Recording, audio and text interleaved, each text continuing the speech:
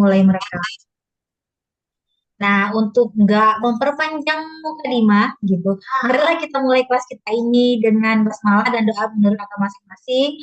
Semoga apa yang kita dapatkan malam hari ini bermanfaat buat kita dan menjadi cuan untuk masa depan. Oke, baiklah. Bismillahirrahmanirrahim. Aku serahin mic-nya pada Mbak Vika. Silakan. Baik, terima kasih banyak Uni Eka sudah membuka pertemuan kita di batch ke-15 malam ini. Assalamualaikum warahmatullahi wabarakatuh. Selamat malam semuanya. Halo Mbak Kreatif semua, Masya Allah. Terima kasih banyak sudah menyempatkan hadir di Zoom kita malam ini. Karena aku yakin untuk menyempatkan diri di tengah-tengah kesibukan kalian sebagai emak-emak itu juga nggak mudah. Jadi aku sangat menghargai banget buat teman-teman yang udah bisa hadir malam ini di Zoom kelas Basic Canva emak-emak jago Canva batch ke-15. Seperti yang tadi Uni Eka udah sampaikan, pertemuan Zoom kita ini cuma satu kali ya, Mak, dalam satu sesi kelas. Selanjutnya, proses belajar kita nanti melalui WhatsApp group, di mana di situ ada WhatsApp materi dan WhatsApp diskusi. Setiap materi nanti, misalkan ada challenge, karena kita sistemnya menggunakan challenge atau tantangan-tantangan, biar kita bisa langsung praktek, karena tanpa praktek kita nggak tahu, kita tuh bingungnya di mana, kendalanya di mana, karena memang kalau kita baca-baca aja kayaknya bisa, kayaknya mudah. Tetapi biasanya kendala itu paling sering ditemui nanti ketika kita sudah praktekkan. Yuk langsung aja biar nggak kemalaman juga. Eh, aku mulai di Canva dan dasar desain. Semuanya di sini udah pada install Canva, teman-teman? Udah ya semuanya. Kalau misalkan belum install Canva atau misalkan penuh gitu HP-nya, bisa langsung akses melalui Canva Web. Seperti itu. Kita mulai dari Canva dan dasar desain. Nanti misalkan ada pertanyaan di tengah-tengah aku menjelaskan, boleh raise hand atau boleh juga menunggu di akhir paparan materi ya teman-teman ya. Next slide nih.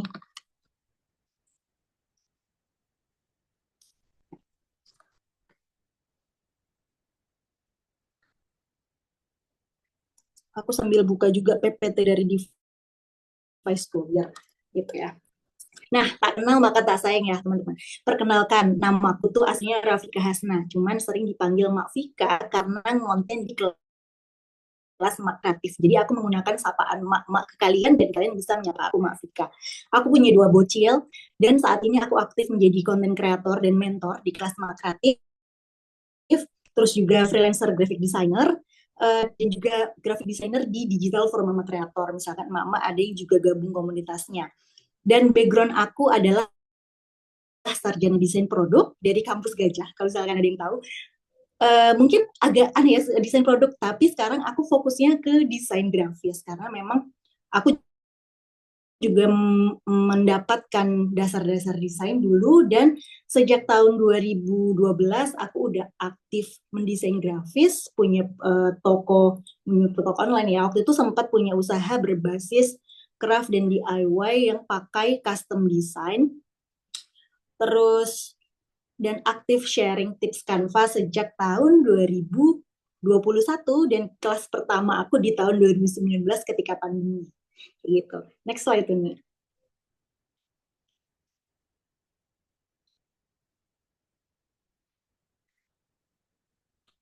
Aku pengen kasih spill materi kita malam ini. Setidaknya ada lima hal yang akan kita bahas malam ini.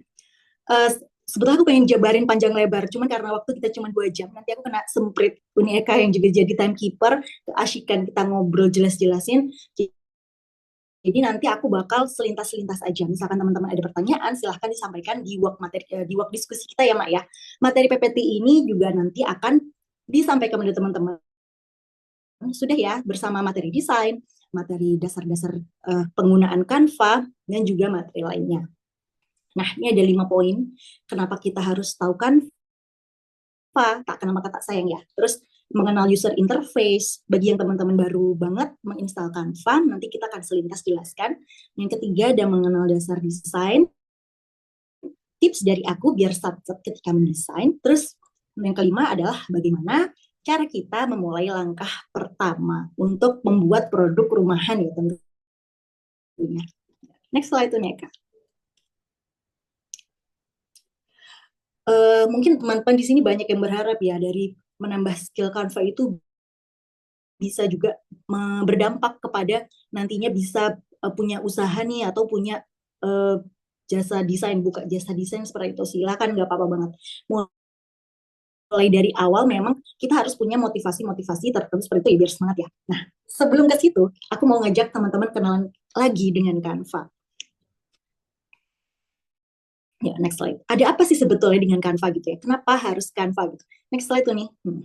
Nah, ternyata ya teman-teman, Canva itu saat ini dia salah satu aplikasi desain yang aku bisa bilang paling hot karena dia juga punya event-event besar yang dia tuh nggak seperti aplikasi lainnya ya, yang dia meluncurkan aplikasi habis itu ada follow up-nya. Sedangkan Canva dia tuh punya strategi marketing yang bagus. Dia punya program CSR yang memanfaatkan kayak ada program Canvasador yang dimana Canvasador itu ada komitmen untuk sharing. Oh, suaraku kurang jelas ya. Apakah ke Mak Feby aja atau memang didengar semuanya suaraku bergema? Cek-cek sound. Di tempat aku aman. Oh, tempat Kak Riana aman. Oh, kurang bulat tempat Kak Feby ya. Yang lain aman. Mungkin sinyal Kak Feby ya bisa sedikit sambil Suaranya pindah ya. kayak agak jauh gitu, Mak. Kurang. Oh, agak jauh ya. Oke, aku deketin. Tapi ini nanti muka aku kelihatannya gede banget, nggak apa ya. Terus kayak gitu. Nah, aku lanjutin ya.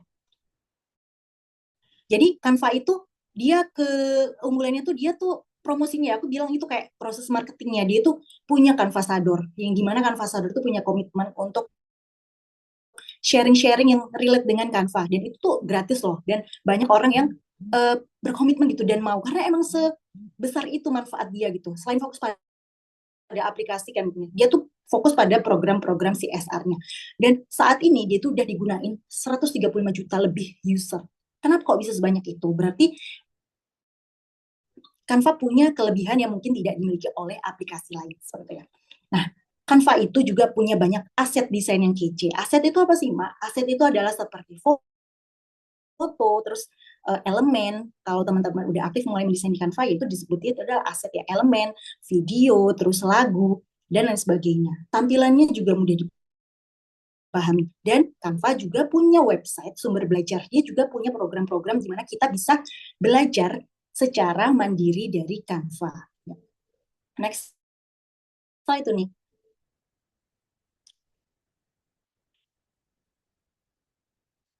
Next ya. Ini aja sekilas nih. Kenapa kita harus pakai Canva bukan yang lain gitu ya.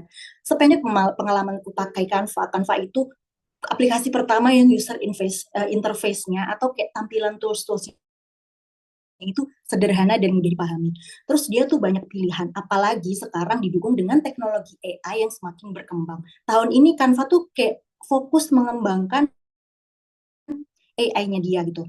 Mulai dari Magic Write, terus Magic Editing, pokoknya banyak lah yang dia pakai Magic itu berarti dia pakai AI. Dan dia bisa diakses baik dari PC maupun smartphone gitu. Dan keduanya tuh performanya maksimal banget. Next slide tuh nih.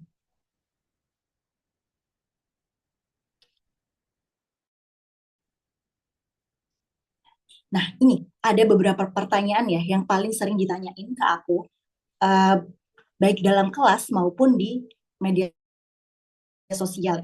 Apakah kita tuh kalau mau bikin desain yang bagus ya, harus pakai Canva Pro? Terus apakah kita tuh harus install aplikasi gitu? Nah, jawabannya tuh ya atau enggak sih sebetulnya? Nah, kalau aku pribadi, sambil next slide ya, Uni, nggak harus memakai Canva Pro untuk membuat desain yang bagus. Mak bisa mulai dari apa yang Mak punya aja. Sambil next slide nih. Dan kita juga nggak harus install aplikasi. Misalkan HP kita juga udah penuh ya, kita bisa langsung buka dari Canva Web. Itu lebih ringkas. Dan itu tuh bisa langsung tersinkron data kita, misalkan dari satu HP gitu, sama di laptop atau kita buka di mana aja, datanya itu udah tersimpan. Jadi nggak khawatir kita harus pindah-pindah file. Terus ada banyak banget elemen gratis yang bisa teman-teman manfaatkan ya. Nggak harus pro, bang. Nggak harus pakai laptop atau tab. Cuman model HP yang teman-teman punya. Dan kalau ada internet, silahkan dimaksimalkan untuk membuka Canva dan mulai berkreasi. Next slide tuh nih.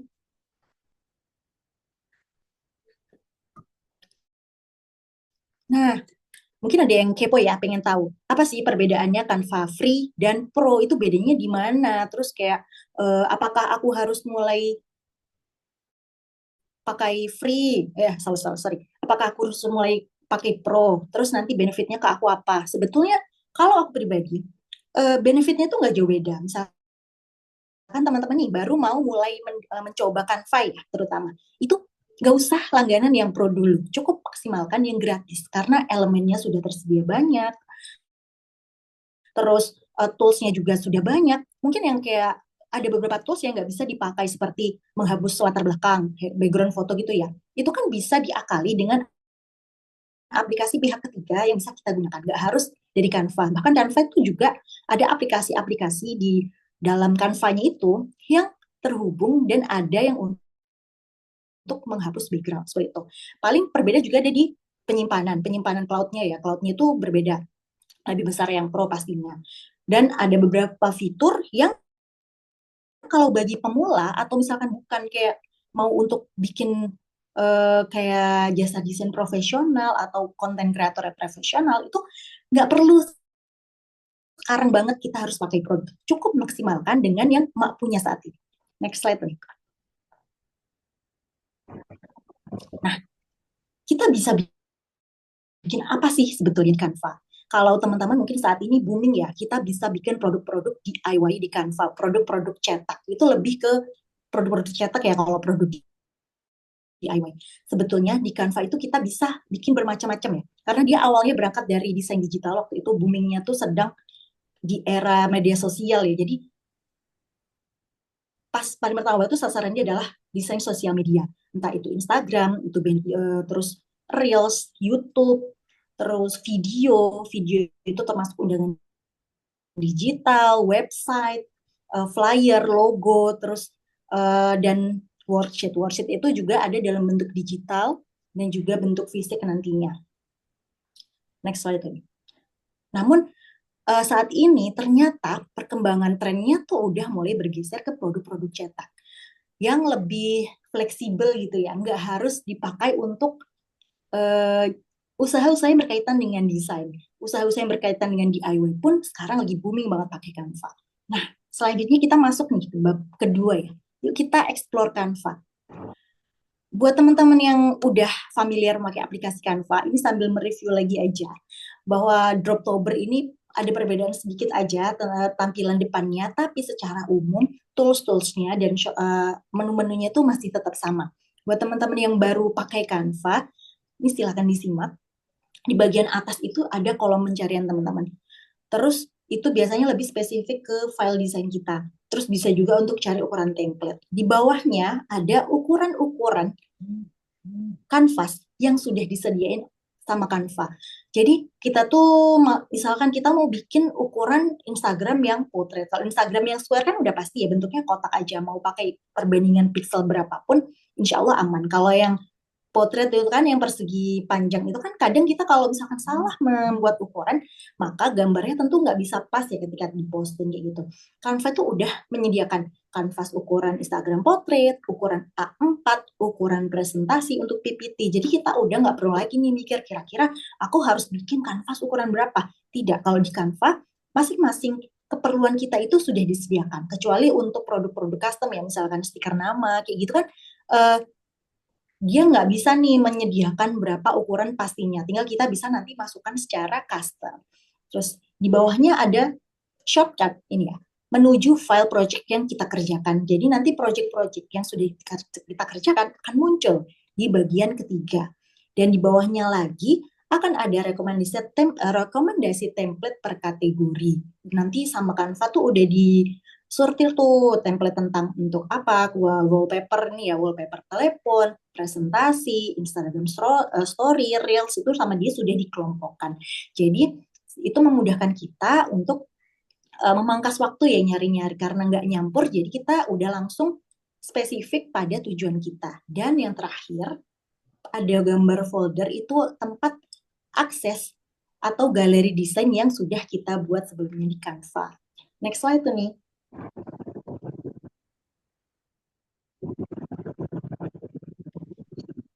Nah, ini kita sambil ini aja ya, overview sebentar-sebentar. Nanti sudah ada video tutorialnya dari mulai menambahkan kanvas kosong dengan modelnya aku bikin stiker nama. Silahkan ikuti, kira-kira toolsnya kurang lebih sama aja. Mau bikin stiker, mau bikin worksheet, cara copy paste, cara menambahkan kanvas itu seperti itu. Yang pertama, kalau misalkan teman-teman baru pemula banget, baru hari ini buka aplikasi Canva, bingung gimana sih aku harus memulai membuat desain baru. Yaitu klik tanda plus di bawah. Itu nanti akan memunculkan kanvas kosong. Nah, di bagian kanan nanti teman-teman akan disuguhkan ini ya, ketika sudah kita klik, nanti kita akan ditanya, kamu mau bikin apa? Ini sudah aku rekomendasikan ukurannya di bawahnya, seperti yang ada di tampilan depan. Dan kalau teman-teman mau bikin kanvas ukurannya custom, misalkan mau bikin stiker nama ukuran 3 kali 5 cm, silahkan pakai tools custom yang di bagian pojok kiri bawah. Nah, seperti itu. Next slide nih. Nah, ini ketika kita mulai mendesain, sudah ada kanvas kosong dan mau mulai mendesain. Apa dulu, Mak, yang mau dipencet? Silakan geser pandangan Mak di tools bar bagian bawah. Itu ada menu-menu yang bisa Mak akses, mulai dari memasukkan elemen, memasukkan tulisan, bahkan akses galeri dari device kita. Bisa foto, bisa komputer, bisa tab, bisa laptop. Itu bisa kita masukkan ke dalam Canva. Next slide. Kalau misalkan pas aku paparkan seperti ini terlalu cepat atau mama ada yang bingung, jangan ragu untuk raise hand atau nanya ya, Mak ya. Next slide. Nah, di Canva tuh ada beberapa tools editing ya, teman-teman ya. Tools editingnya ini di tampilan terbaru, dia akan ditampilkan dari atas ke bawah gitu. Tapi kurang lebih simbol-simbolnya tuh sama dan tentu saja fungsinya juga sama. Ini ada bullet nih color itu untuk mengganti warna. Terus sebelahnya lagi ada animate untuk animasi. Sesuai dengan namanya ya, ada transparansi itu untuk menurunkan biar dia jadi transparan bening gitu. Layer itu untuk susunan. Kan dalam satu kanvas itu nantinya akan ada berlapis-lapis gambar ibaratnya. Kita masukkan teks belajar, misalkan di sini ada teks Canva, ada elemen bintang, ada elemen setengah lingkaran. Itu nanti bertumpuk-tumpuk dan opsi layer ini akan memudahkan teman-teman dalam memilih objek mana yang mau dipindahkan atau di copy paste atau dihapus gitu misalkan. Nah, bisa sambil lihat nanti di Canva-nya toolsnya apa aja ya teman-teman ya. Next slide tuh nih.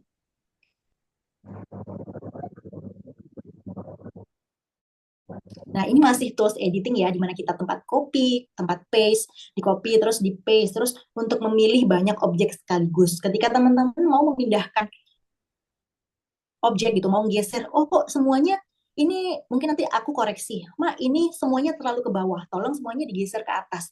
Jangan bingung gimana ya caranya geser semua ke atas. Masa aku harus pindahin satu-satu gitu. Enggak, caranya bisa pakai select multiple atau pilih beberapa ya mungkin bahasa Indonesia-nya. Jadi teman-teman bisa nanti pilih banyak objek sekaligus untuk nanti sekaligus dipindahkan posisinya ke atas seperti itu misalnya. Nah, next slide tuh.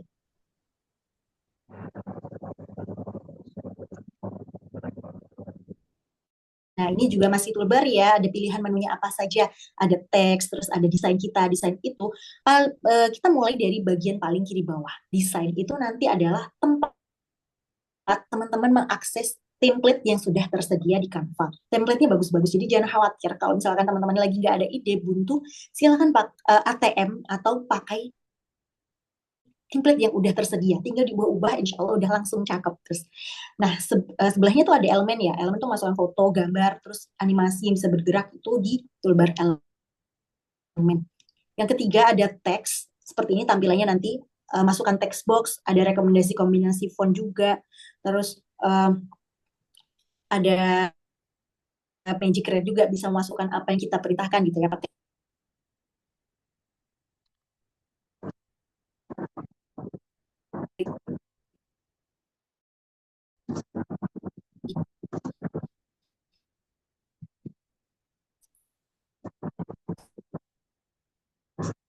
yang di sini adalah foto-foto dan formular. Next slide, masih ada teks dalam bentuk tiga objek. Ini kan bisa gabung. Satu desain ini bisa yang lain. Misalkan aku lagi bikin presentasi ini di sini. Terus aku memerlukan nih halaman, bisa nggak ya? Apakah aku harus ngetik ulang atau aku harus bikin ulang gitu? Oh enggak, kalau di aja bisa ke desainnya sedang teman-teman bikin kayak gitu. Selanjutnya ini penyimpanan ya, step 5, step terakhir. Ketika kita sudah selesai mendesain, tentunya kita perlu menyimpan desain kita. Nah, penyimpanan ini nanti itu ya yang berperan penting akan jadi apa, apakah dia mau jadi produk fisik, disiapkan untuk jadi produk fisik atau produk digital. Produk fisik itu seperti kayak gini ya, misalkan kelihatan nggak ya, semoga kelihatan kayak printable, terus jadwal pelajaran, stiker, itu kan produk fisik, atau produk digital seperti e-book, terus jurnal digital seperti itu, nanti kita mainnya ada di penyimpanan. Di kelas, di challenge, 5 challenge nanti, aku akan ajak teman-teman mencoba berbagai format penyimpanan. Ada yang mulai dari PDF, ada yang mulai dari PNG, ada dari web, bukan web ya, apa ya, template links. Jadi kita bisa membuat template yang bisa digunakan orang lain tanpa mengubah desain yang kita buat gitu ya, berformat template. Dan juga bisa apalagi ya, macam-macam deh, aku lupa detail yang di sini. Bisa lihat ada PPT. Ini kan aku juga membuat di Canva ya PPT-nya, presentasi. Kalau dulu kita terpatok pada PowerPoint, sekarang kita bisa bikin presentasi di Canva. Terus bisa bikin MP4. MP4 itu untuk Reels, untuk uh, animasi, bisa juga untuk undangan digital, itu bisa pakai MP4. Dan konten-konten aku itu kebanyakan aku bikin semua di Canva aja, teman-teman. Seperti itu. Next slide.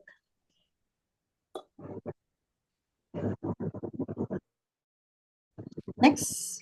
Nah, ini ya tadi ya, masih lanjutannya, jenis format penyimpanannya bisa dibaca di situ. Di sini aku tampilkan beberapa produk fisik ya. Itu ada uh, kartu perkalian, ada wall art, terus ada worksheet, ada stiker, dan ada jurnal digital. Itu tuh kita cuman perlu main di format penyimpanan dan eksekusi akhir.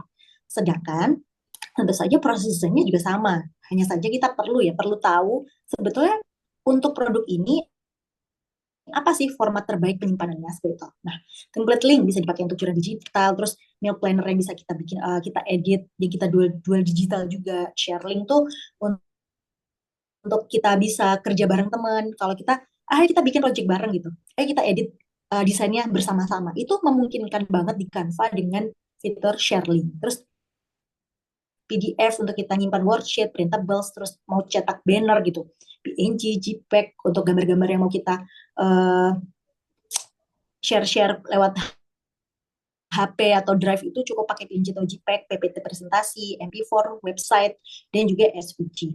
Nah, namun karena kita fokusnya nanti di sini ada di beberapa produk cetak,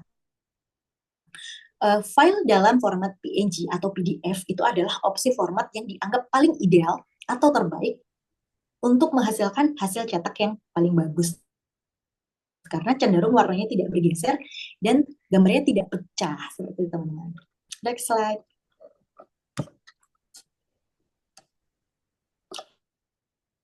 Nah, kita sudah masuk ke bab ketiga, mengenal dasar desain. Kenapa sih? Kita move on ke next slide ya.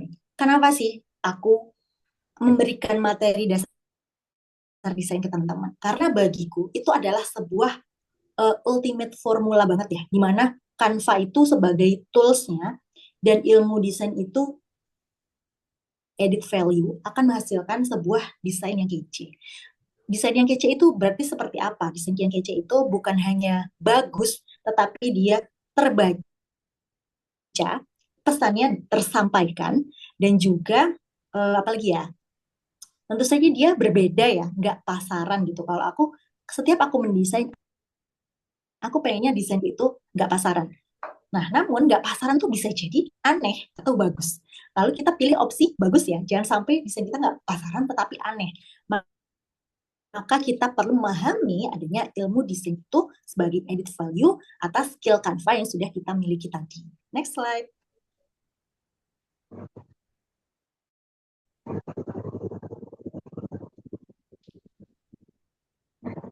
Nah, maka dari itu, di sini aku pengen ngajak teman-teman untuk memahami konsep dalam mendesain dan juga sekaligus menguasai alatnya. Di mana alat yang kita punya sekarang adalah Canva dan konsep yang kita miliki dalam ilmu desain itu kurang lebih yang perlu kita pahami itu kayak cuma 4 poin ini aja deh teman-teman. Bagaimana kita memahami tipografi. Tipografi itu ilmu yang berkaitan dengan pemilihan tulisan ya, teks ya. Dan teks terus jarak. Jarak. Jarak ini sesuatu yang sepele tapi berperan besar. Kemudian warna, kombinasi warna, dan ada kontras warna. Sedangkan di Canva yang tentu saja berperan besar dalam desain kita bagus atau enggak itu adalah pemilihan elemen misalkan terus foto, teks dan juga efek yang kita pakai. Karena nggak semua efek itu misalkan efek gambar atau efek tulisan itu cocok diterapkan dalam sebuah desain satu dengan desain yang lain. Kita perlu menyesuaikan. Oleh karena itu kita harus lebih sering mengasah dan berlatih biar kepekaan kita itu semakin bagus kayak gitu. Next slide tuh nih.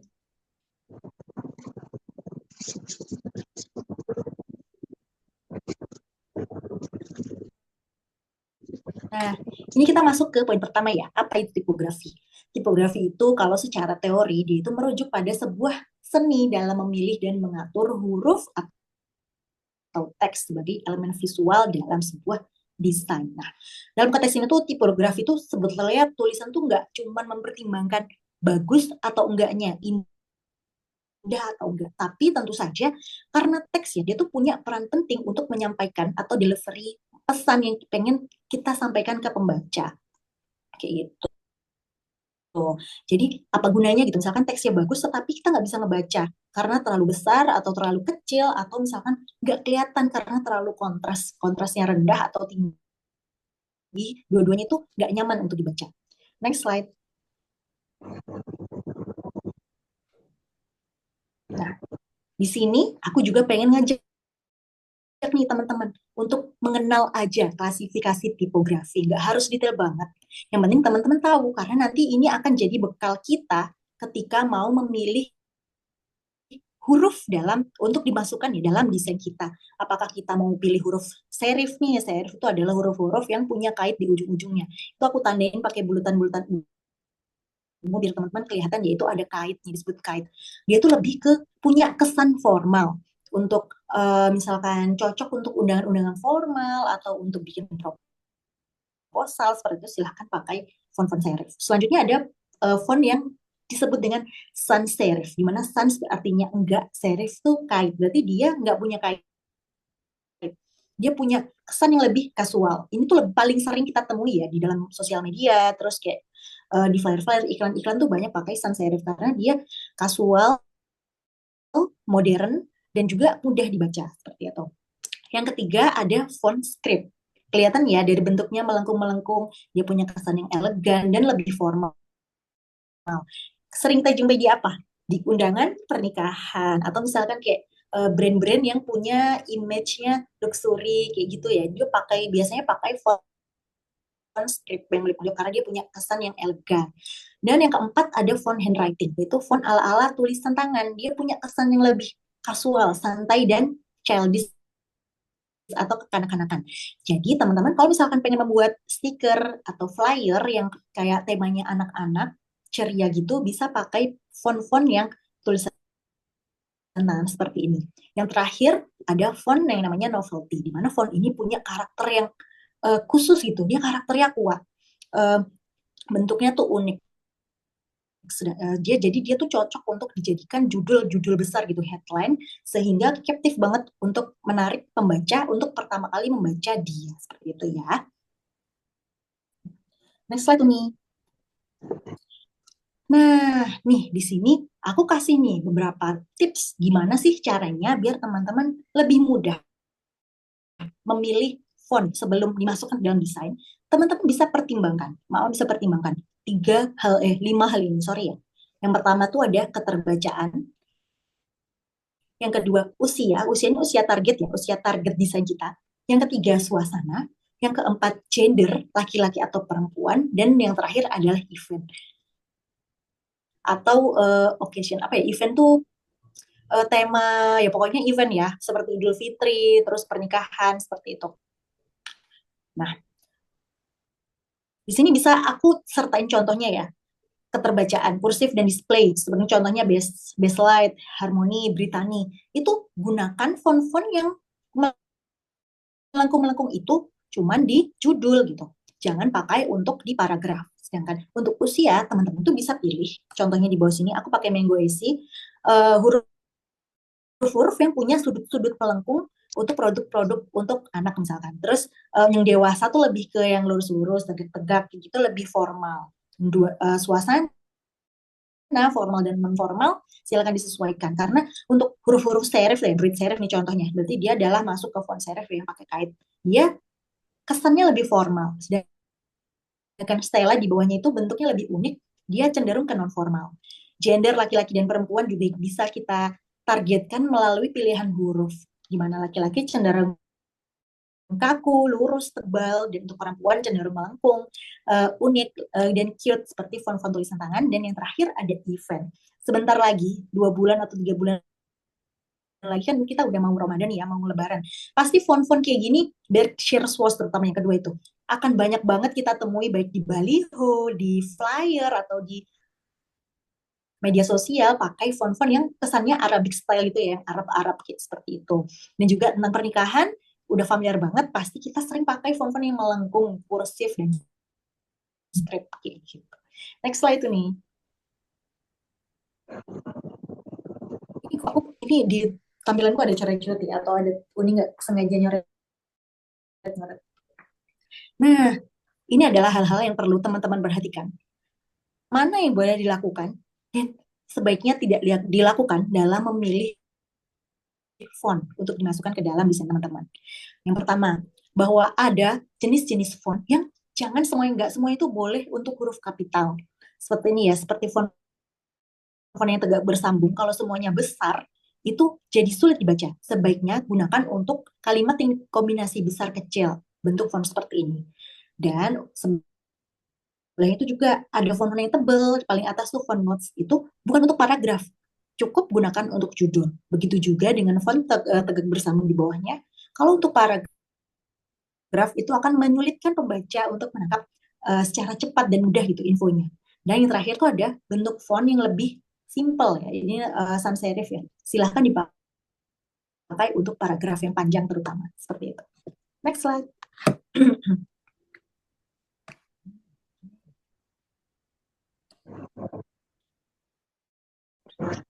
Nah, di sini nih aku kasih sedikit tips buat teman-teman ketika mau memilih huruf. Sebetulnya di Canva sendiri itu sudah ada tools atau di tab teks itu sudah ada rekomendasi kombinasi-kombinasi font yang bisa teman-teman gunakan. Pada prinsipnya semua itu menggunakan 4 prinsip ini ya. Gabungkan font-font yang punya karakter tebal dengan font yang karakternya lebih tipis. Terus yang meliuk-meliuk dengan font yang lurus-lurus. Kemudian gunakan font yang bergaya-gaya, misalkan Novelty tadi ya, Stella misalkan, dengan font yang lebih sederhana. Karena apa? Biar nggak berebut menarik perhatian. Jadi font yang punya gaya yang lebih unik, maka silahkan pakai di judul misalkan untuk lebih menarik perhatian pembaca. Dan teman-teman juga nih, biar nggak pusing, pengennya simpel-simpel aja, menggabungkan font dari satu keluarga. Misalkan yang tebal dan yang tipis dari satu keluarga font. Itu boleh banget. Kenapa sih kita harus mengkombinasikan font gitu? Karena kombinasi font ini akan memberikan suasana yang lebih hidup gitu ke dalam desain teman-teman. Dia cenderung nggak boring gitu. Teks yang kita tampilkan kepada penonton bukan ya, pembaca tuh akan lebih dinamis. Oke, next slide.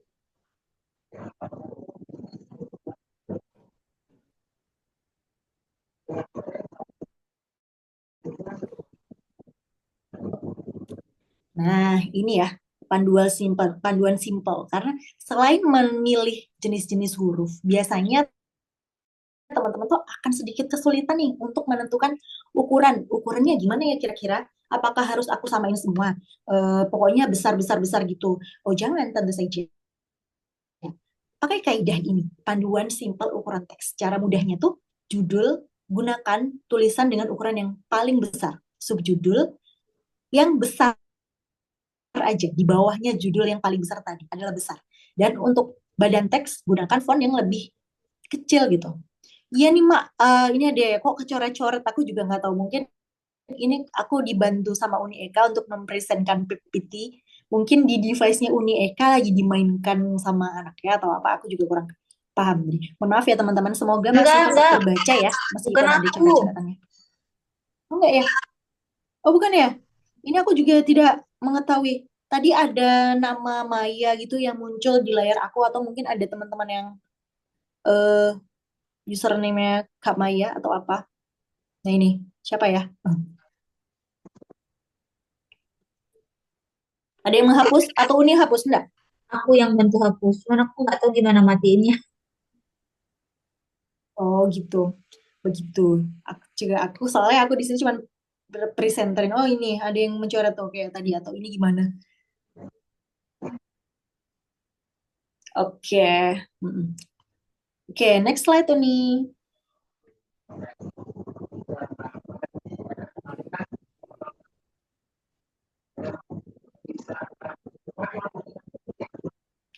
Nah, selanjutnya ini ya, tools. Di Canva tuh masih kita ngomongin teks ya, karena emang sepenting itu memilih teks itu. Di Canva itu sudah ada pengelompokan jenis-jenis huruf gitu. Ada handwriting, corporate, display, kayak yang tadi aku jelasin, tulisan tangan. Yang corporate itu untuk desain-desain yang formal, dan display untuk desain-desain yang unik, yang punya karakter kuat. Mama bisa tuh langsung klik di masing-masing kelompok tersebut untuk menghemat waktu sortir, karena koleksi font di Canva itu banyak banget. Kalau mau scroll satu-satu tanpa teman-teman punya referensi mau pakai font apa ya, pasti ngabisin waktu dan makin bingung. Aku jamin. Karena aku pribadi, kalau misalkan aku langsung lompat ke bawah gitu ya, itu scroll satu-satu itu memang sangat menghabiskan waktu gitu, dan makin bingung karena kebanyakan font itu jadi sebetulnya mirip-mirip. Jadi Canva tuh ngebantu kita dengan memberikan pengelompokan-pengelompokan yang di atas ini lagi. Nah, caranya klik teks mana yang akan diganti jenis fontnya dulu. Sebelum mau memilih huruf, pastikan pilih dulu teksnya. Kemudian baru pilih menu font, lalu cari di kolom pencarian. Kalau misalkan emak-emak sudah punya daftar nih, kadang-kadang banyak nih, kadang aku juga share kan di medsos, di IG gitu, jenis font yang bisa mau pakai apa gitu, misalkan gitu bisa langsung diketikkan. Kalau misalkan belum tahu nih, blank nih, nggak ada gambaran, mau nyari font apa, silahkan langsung ke klik aja salah satu menu di atas tersebut, seperti itu. Next slide. Karena perihal mencari font ini kelihatannya sepele ya, tapi sebetulnya ngabisin waktu banget, dan sayangnya dia memberikan dampak yang besar banget juga ke desain kita. Aku punya sedikit nih fun quiz untuk mereview biar nggak bosan juga teman-teman. Kira-kira udah paham belum ya gitu? Ini mana nih pemilihan font yang tepat kira-kira? Apakah di gambar A atau di gambar B menurut teman-teman? Boleh jawab di kolom komentar. A. Di gambar A, Rizka gambar A gimana? Nih, Masya Allah, Barakallah. Iya semuanya. Yang tadi di gambar jawab A. Nih, ada soal kedua. Silahkan, mana? A atau B? Kak Anita pilih B. Ada lagi? Siapa lagi yang pilih B? Kak Rizka pilih B. Masya Allah. Nah, berarti insya Allah secara sekilas aja kira-kira udah paham lah ya. Nih, udah betul ya. Pada gambar pertama, di flyer Kebangkitan Nasional lebih tepat pakai font yang A. Karena apa? Karakternya lebih formal. Terus kemudian di gambar kedua pakai pilihan huruf Stella tadi lebih tepat karena karakternya lebih ceria, lebih kekanak-kanakan, banyak sudut-sudut yang bulatnya itu. Karena anak-anak tuh cenderung dengan sudut-sudut yang bulat ya, Mak. Kalau misalkan bikin desain untuk anak-anak, pastikan memilih elemen-elemen yang punya sudut-sudut tumpul seperti itu. Kayak gitu. Oke, lanjut next slide. Nah, kita udah mulai masuk ke serba-serbi warna. Di serba-serbi warna ini nanti tuh tantangan kita ketika mendesain itu ada di memilih kombinasi warna. Yang ketiga kok masih kombinasi warna, maaf ya. Itu kontras warna dan eh, itu ada di, aku juga lupa kelebihan tuh berarti. Ada di kombinasi dan kontras warna dan keserasian warna. Ya, next slide tuh nih. Ada typo, mohon dimaafin ya, Mak ya. Di sini aku memberikan contoh rekomendasi palet warna. Ini aku ambil dari Pinterest. Tapi ada satu, kalau yang digambar sebelah kanan, itu menurutku ada yang kurang. ketika kita memilih warna-warna terang, jangan lupa tambahkan warna gelap dalam palet warna kalian. Biar apa? Agar antara teks dan latar belakang punya kontras yang cukup. Umumnya warna gelap digunakan, warna yang paling gelap itu digunakan pada teks ya. Jadi, sorry gini, gimana yang ngomongnya? Kontras yang paling tinggi digunakan antara background dan tulisan. Jadi misalkan backgroundnya hitam, tulisan paling kelihatannya itu paling kontrasnya akan di putih. Sebaliknya, kalau backgroundnya putih, maka kontras tertingginya terbaiknya untuk teks tuh ya hitam. Nanti tinggal kita geser mau ke tone warna apa, gelap, hangat atau dingin. Putih ke biru tua, putih ke hijau tua, atau warna-warna yang masih kontrasnya tinggi seperti itu ya. Kita mungkin nggak ada bayangan ya gimana ya, kontras tinggi, kontras rendah. Ini Mbak Vika ngomongin apa sih? Aku nggak ada bayangan gitu. Coba kita geser ke slide selanjutnya, biar teman-teman ada bayangan nih kira-kira kayak gimana.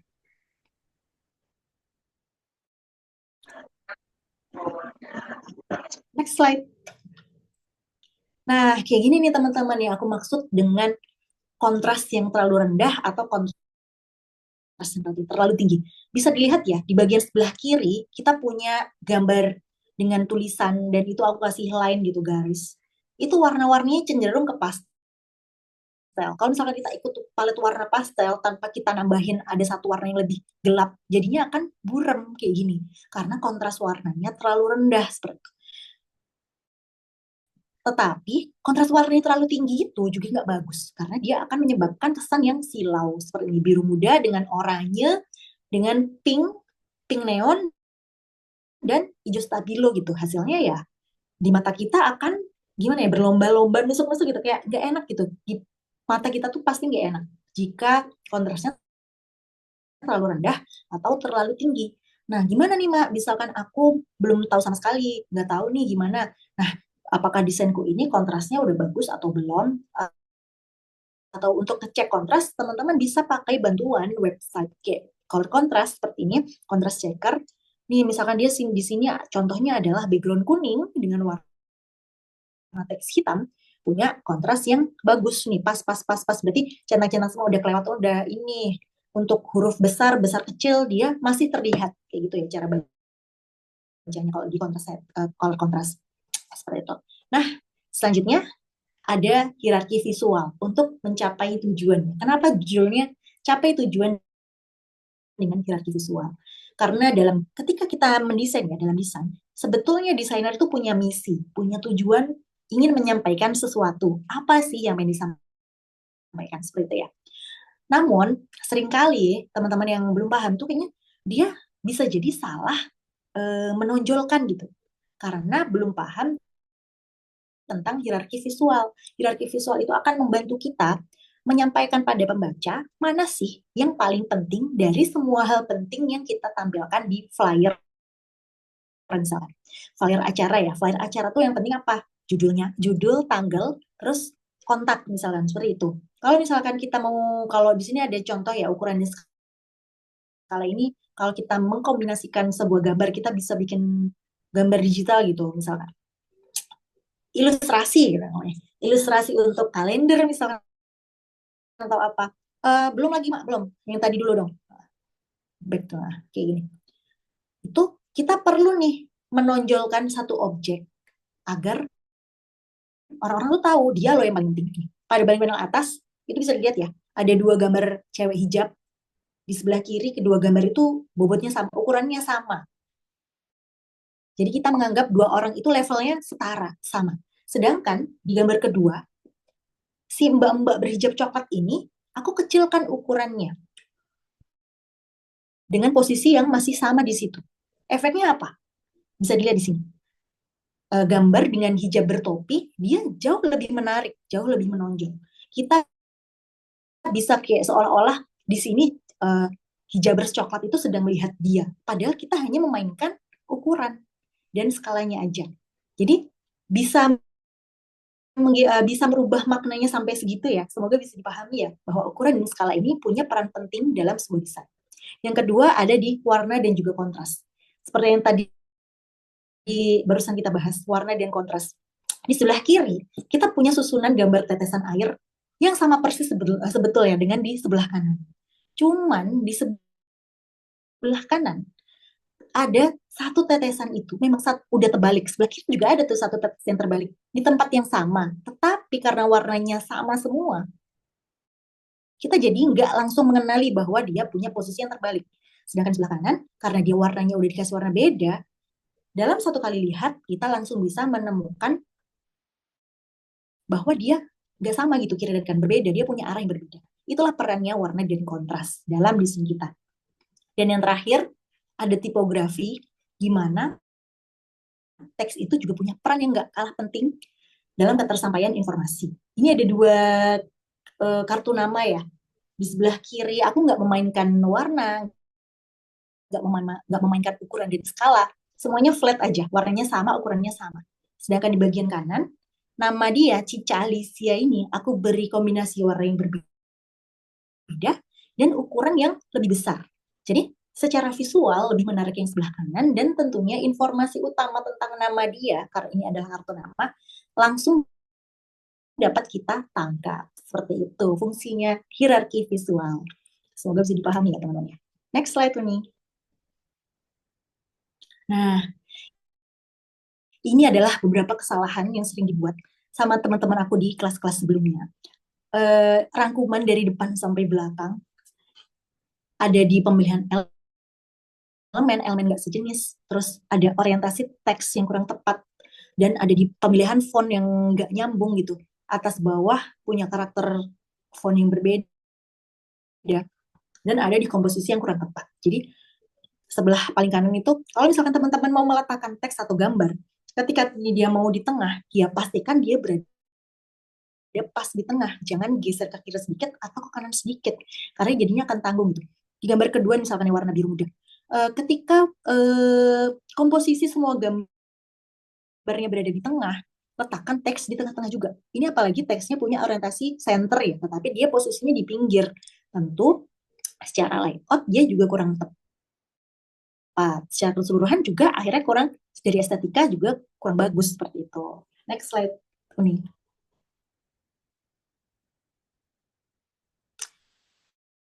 Next. Nah, ini di segmen keempat ada sedikit tips dari aku biar teman-teman tuh ketika mendesain lebih cepet, lebih satset karena udah tahu nih mau ngapain dan mau kemana. Nah, langsung next slide. Ini atau lagi ditinggal ini. Ini ada. Nah, ketika kita pemula misalkan, karena ini juga kelasnya kelas pemula, jadi aku menempatkan teman-teman ada di posisi pemula. Biar lebih cepat, itu aku harus gimana sih, Mak? Yang pertama, silahkan pakai prinsip ATM. Dalam belajar, prinsip mengamati, meniru, dan modifikasi itu sangat boleh dilakukan. Karena kita juga prosesnya sedang belajar. Namun, meniru juga jangan semata-mata meniru. Pastikan teman-teman mengumpulkan cukup referensi, amat itu kumpulkan referensi yang cukup, tiru, misalkan udah nemu nih, kira-kira aku suka gaya desain seperti ini, gaya layouting kayak gini, penempatan teksnya, oh seperti ini, terus nanti gambarnya di sini, suka nih, ini selera aku banget, silahkan diikutin seperti itu. Dan yang dan modifikasi pastikan nggak plek ketiplek dengan yang kamu amati tadi, yang dikumpulkan sebagai bahan referensi tadi. Bedakan warnanya, misalkan geser sedikit posisinya, atau gunakan elemen yang sedikit berbeda seperti itu. Yang kedua, teman-teman bisa mulai dari membuat mood board design. Apa sih, Mak, mood board itu? Mood board itu adalah kumpulan, kalau dulu tuh mood board itu cenderung pada benda-benda fisik ya, kayak kolase gitu loh, Mak. Kalau kita sedang, ibaratnya kita mau ngebangun rumah, rumah kebesaran ya, mau ngerenov kamar, kita cari referensi, kira-kira aku mau warnanya warna biru, tapi biru yang seperti apa? Aku mau style kamarku itu mau jadi seperti apa? Furniturnya seperti apa?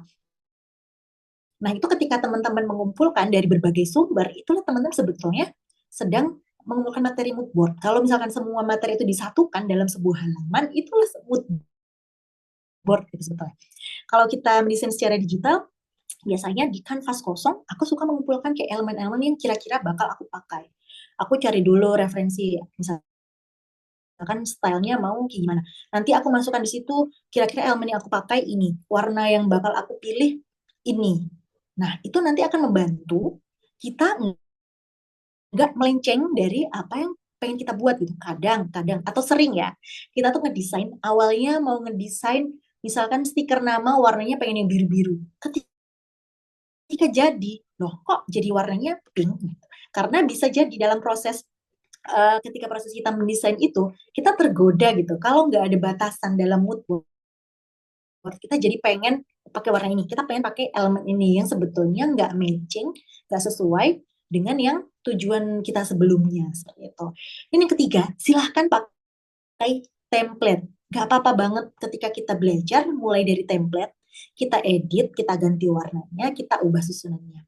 Karena sebetulnya template-template di Canva itu sudah dikurasi, Mak. Semuanya udah bagus. Karena untuk bisa di ACC jadi sebuah template, mereka tuh melewati proses seleksi yang panjang dan nggak mudah juga. Jadi insya Allah pakai template hasilnya juga akan tetap bagus. Jangan lupa menambahkan sentuhan-sentuhan kalian masing-masing biar nggak pasaran karena namanya juga template ya. Bisa dipakai semua orang. Jangan nanti desain kita sama dengan orang lain.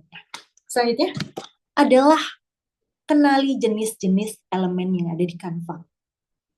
Karena aku contohkan di sini adalah bunga. Dari satu elemen bunga aja ada banyak tuh warna bentuknya, ada dari karakter gambarnya, dari warnanya, dari goresan garisnya, jadi alat gambarnya, ada crayon, cat air, terus kayak doodle dari pensil kayak gitu, ada yang 3D.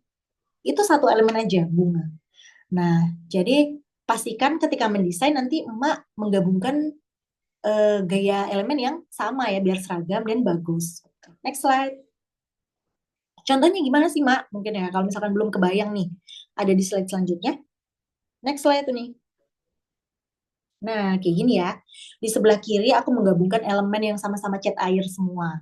Akan lebih bagus daripada ketika di sebelah kanan elemennya tuh gado-gado dari bunganya cat air, terus semak-semaknya dia pakai satu warna aja, terus yang di awan dia juga pakai yang gaya-gaya komik ada outline-nya, lebih campur aduk gitu ya, lebih lebih bagus dan harmonis ketika kita menggunakan elemen dengan satu gaya. Next slide.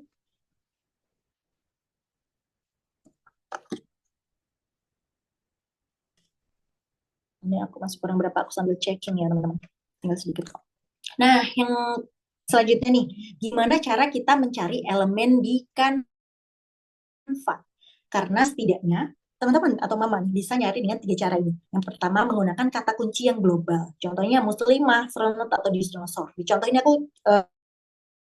pakai kata kunci astronot. Silakan disesuaikan dengan bahasa di kanvanya masing-masing ya. Kebetulan di tampilan ini kanva aku tuh pakai bahasa Inggris. Jadi aku memasukkan kata kunci juga dengan bahasa Inggris. Dia akan Canva tuh menampilkan semua elemen yang berkaitan dengan kata astronot. Yang cara kedua, dengan menggunakan nama kreator Canva. Kalau udah punya nih kreator langganan atau temen nih dia jadi kreator, langsung aja ketikkan nama akun dia. Di sini aku pakai contoh @furkonioni. Ini jadi Canva akan langsung mengeluarkan koleksi dari kreator. Jadi kita nggak akan disuguhi kreator-kreator yang lain. Ya udah karena kita sudah minta karya dia, ya udah sama Canva langsung ditunjukkan ke situ. Itu lebih spesifik dan lebih cepat. Kalau misalnya kita sudah pernah pakai elemen dia, udah tahu karakternya kayak gimana, silahkan cus langsung pakai nama akun. Dan yang ketiga, itu pakai set elemen, kode set elemen yang biasanya banyak dibagi ya di kayak di medsos itu kode set elemen itu adalah ini. Jadi dia kode set yang merujuk pada satu album elemen yang biasanya udah gaya gambarnya kelebihannya kalau kita pakai satu set elemen, pewarnaan, teknik gambar seragam. Jadi mudah untuk kita padu-padankan dalam desain kita seperti itu ya. Ketika teman-teman memasukkan kode set perlu digarisbawahi harus plok ketiplok sama persis, gak boleh berkreasi. Setnya besar kecilnya spasi harus sama banget. Kalau misalkan nggak sama maka kode elemennya itu nggak akan muncul seperti itu. Next slide.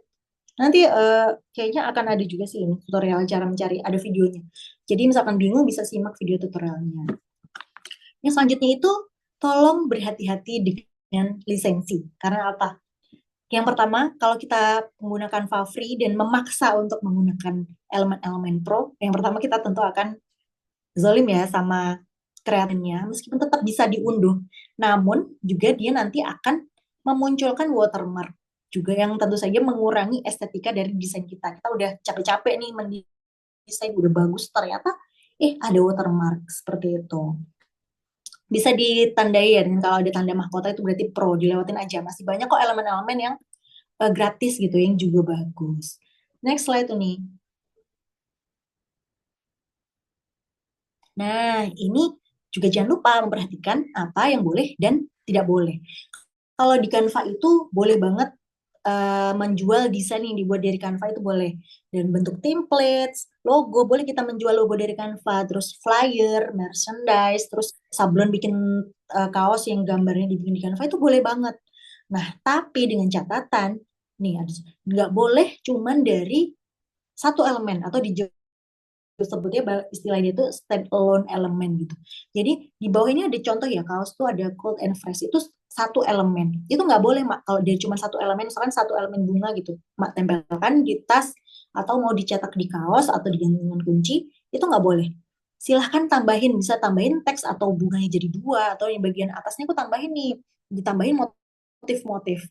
Ini jadi boleh. Dari yang satu aja nggak boleh, kalau ditambahin jadi boleh. Itu yang berarti nggak boleh kita memperjualbelikan desain dengan stand alone elemen atau kayak cuma single elemen aja seperti itu. Next slide.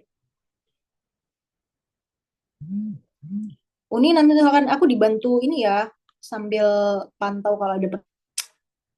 Yang kelima, bab kelima, ini aku mau ngajak teman-teman untuk memulai langkah pertama. Karena mungkin ada banyak yang motivasinya masuk ke kelas Canva ini karena pengen bisa membuat produk-produk dari Canva, baik yang digital ataupun yang fisik seperti gantungan kunci atau uh, flashcard perkalian atau jurnal digital dan sebagainya. Next slide ini.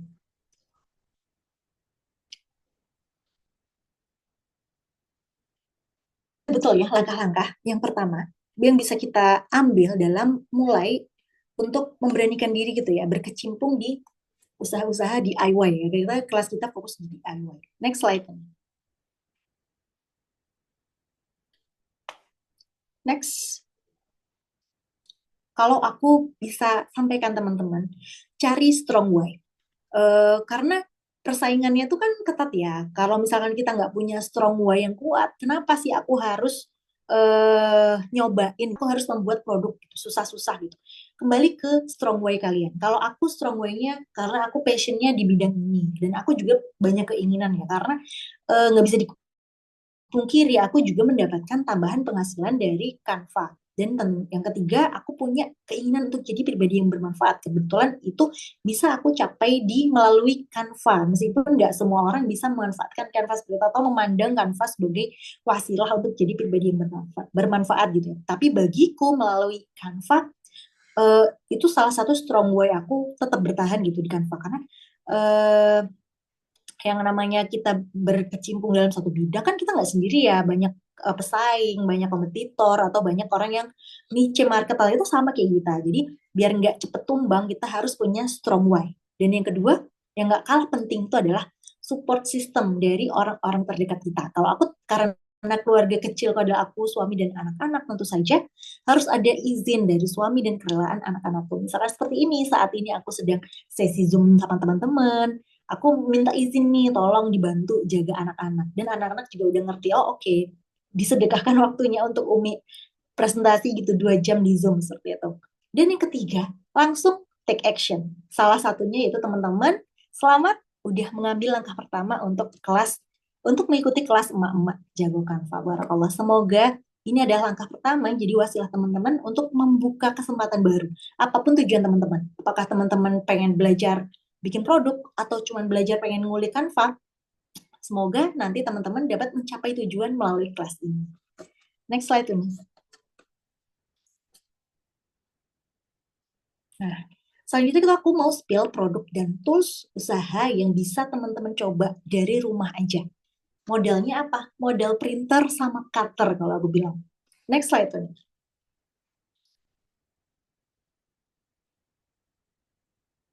Nah, sebelum ke situ, ada satu prinsip yang teman-teman tuh harus pahami dulu. Bahwa semua produk cetak berasal cetak itu Apakah dalam bentuk flashcard seperti ini atau dalam bentuk, sebentar, aku tuh pengen view-nya aku bisa lihat kalian gitu, itu gimana ya?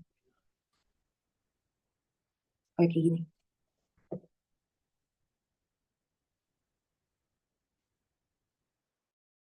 Seperti ini ya.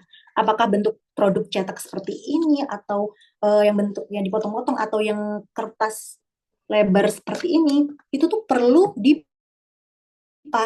bahwa semuanya itu sebetulnya berasal dari produk digital. Sebentar, ke slide yang tadi nih. Maaf, mundur satu slide dulu nih. Nah, itu tuh semua itu berasal dari desain dalam bentuk file digital. Jadi jangan lagi teman-teman nanya, bisa nggak ya aku bikin flashcard hijaiyah gitu di Canva? Ya bisa-bisa aja gitu. Itu nanti tinggal gimana kita menyimpan, format penyimpannya mau gimana, mau dalam PDF kah, atau dalam template yang bisa diedit kah, atau mau disimpan dalam seperti apa, itu tergantung format penyimpanan yang kita pilih. Kemudian mau dicetak dalam bentuk laminasi kertas yang tebel atau kertas HVS A4, itu masalah teknis gitu. Secara prinsip semuanya itu bisa dibikin Canva karena outputnya itu sebetulnya ya sama, file digital. Tinggal bagaimana kita mengaturnya dalam bentuk format seperti apa, kita eksekusi dalam bahan apa, medianya itu apa kita mau kita laminasi transparan atau mau kita kasih laminasi yang kayak gini misalkan yang bling-bling kayak gitu, atau kita sistemnya kita kulik, apa mau pakai velcro yang kita bisa tempel-tempel, atau mau pakai puzzle bongkar pasang, itu adalah urusan belakang. Yang penting perlu kita tanamkan di otak kita, semuanya bisa dibikin karena outputnya nantinya baru digital semua, baru ketika eksekusi jadi produk, kita lah yang menentukan mau jadi produk apa. Seperti itu ya teman-teman ya. Next slide ini.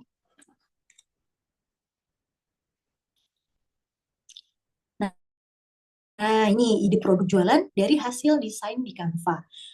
Di teman-teman bisa nih mulai dari milestone cards atau stiker nama. Mungkin milestone cards itu belum familiar ya. Kalau di Etsy atau apa, milestone cards itu udah banyak banget, baik digital maupun fisik. Kalau yang lagi populer di Indo atau di sekarang nih, itu ada stiker nama. Stiker nama juga sebetulnya ini musiman. Ketika musim naik sekolah, nanti dia akan booming. Kalau kita udah masuk jalan tengah-tengah semester, dia akan reda.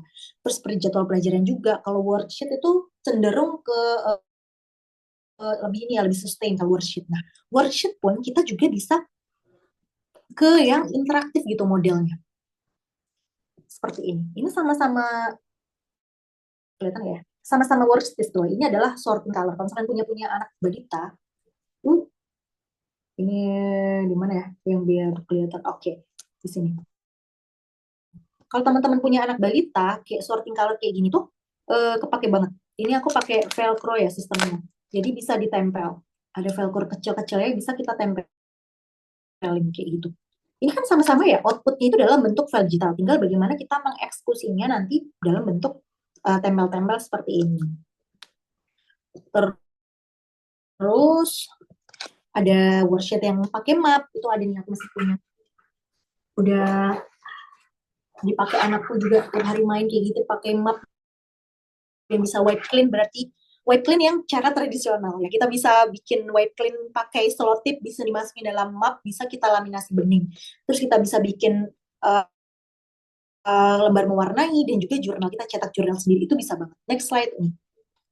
Silahkan mana yang paling memungkinkan untuk mak buat sekarang. Apakah pertama aku mau bikin flashcard nih, atau flashcard perkalian yang lagi booming gitu misalkan. Silahkan banget. Untuk persiapan cetaknya, terus aku gimana mak kalau mau bikin flashcard tuh kira-kira ukurannya berapa, kayak gitu ya. Biasanya, umumnya percetakan itu akan mencetak paling kecil dalam ukuran A3, mak. A3 itu berarti 2 kali A4. Bisa dilihat di sini. A3 itu 2 kalinya ukuran A4. Aku kok nggak punya ya kertas A3. Ada di bawah. A4 tuh ya gini, udah tahu ya kertas A4 ya. A4 tuh segini, berarti 2 kalinya. Oke lah, ini nggak kelihatan. Ini ada flashcard perkalian.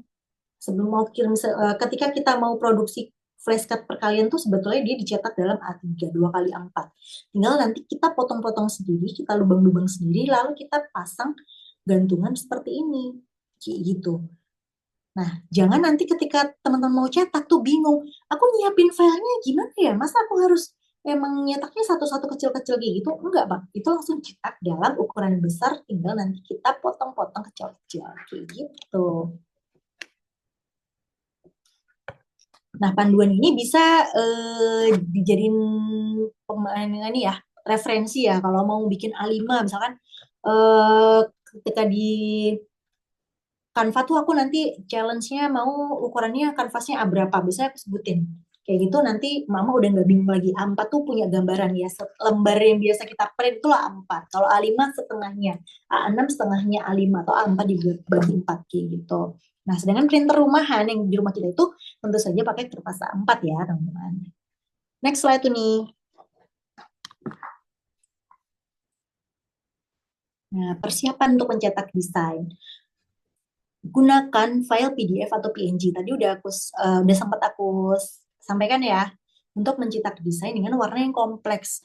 Karena terus jangan lupa melakukan tes print. Kalau misalkan di rumah ada printer, Mak-mak bisa coba tes print dulu. Kira-kira kontrasnya sudah bagus atau belum? Ada yang nggak terbaca nggak? Atau teksnya kekecilan atau enggak? Itu bisa di tes print dulu. Kalau misalkan ada kayak pesanan banyak gitu, tiba-tiba aku dapat pesanan banyak nih.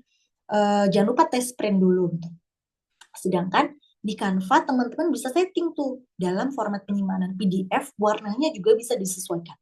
Apakah RGB atau CMYK. Nah, itu yang dianggap paling ideal itu format CMYK untuk print. Tetapi pada prakteknya aku pernah nyoba print dalam CMYK, ternyata hasil warnanya itu geser gitu. Jadi itulah yang aku selalu tekankan sebelum kalian memproduksi desain itu, tes print dulu, apakah udah sesuai warnanya atau belum, begitu. Nah, juga pahamin ukurannya. Kayak itu ya, misalkan worksheet nih ukurannya biasanya A4, A3. Kalau stiker nama yang besar itu ukuran 8x3, yang kecil 3x1. Untuk pulpen itu ya biasanya 3x1 untuk pensil atau pulpen. Sedangkan untuk milestone cards tuh kayak gini. Yang untuk properti yang bingung, misalkan milestone cards itu apa sih?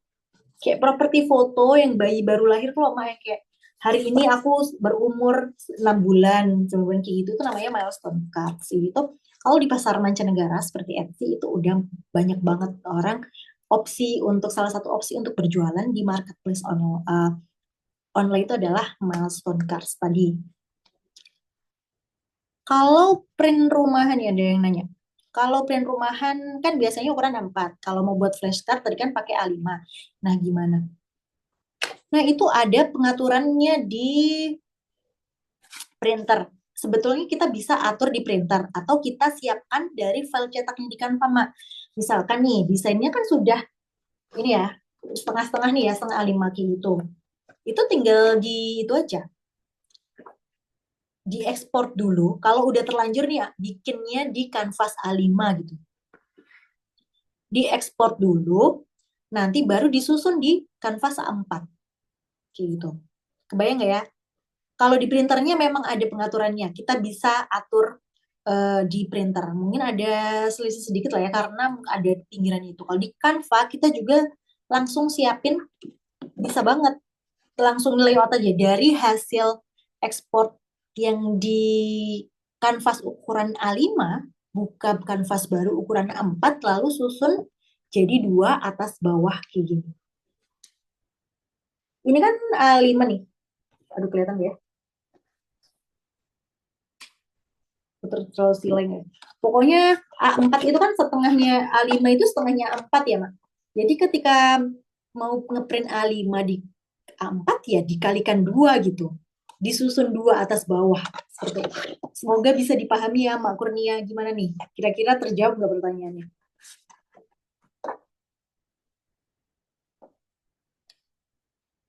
Intinya kalau kita mau ngeprint A5 di kertas 4 ya tinggal dikalikan 2 aja gitu desainnya. Disusun atas bawah atau kiri kanan. Seperti itu. Ya, next slide tuh nih.